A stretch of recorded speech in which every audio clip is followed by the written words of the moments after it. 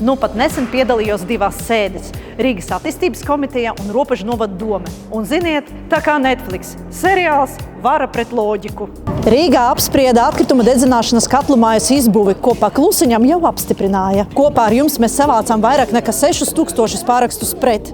Domai tas šķiet vēsturiski interesanti, bet acīm redzot, tas nesakrīt ar viņu scenāriju. Konkrēti jautājumu attīstītājiem mēs jau rakstījām, mēs jau runājam, un ne vārdi pēc būtības. Es saprotu, ka tie viedokļi netiks ņemti vērā, neskatoties uz to, ka lielākā daļa no tiem bija iebildumi pret šo te katlu māju.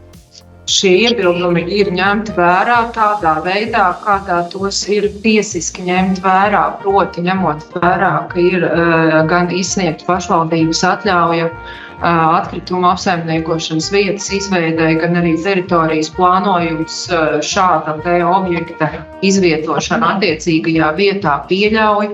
Tad mūsu rīcībā nav tādu instrumentu, ar kuriem mēs varētu aizliegt šo objektu kā tādu. Robežos vēl jautrāk. Darba kārtībā pēkšņi parādās atkritumu reģenerācijas iekārta, kas realitāte tā pati pārstrāde pirms dedzināšanas. Iedzīvotāji prasa saukt lietas īstajos vārdos. Uzņēmējs neiebilst, bet doma, mož pie velna to veselo saprātu. Reģenerācija skan krūti. Tieši kā demokrātija. Skaisti, bet nestrādā. Starp citu, likumā skaidri rakstīts, ka iedzīvotāju intereses ir prioritārās. Tāpēc, ja cilvēki saka, mums tas rūp, atbilde nedrīkst būt, lēmums jau pieņemts. Bet gan izrunāsim un kopā tiksim skaidrībā.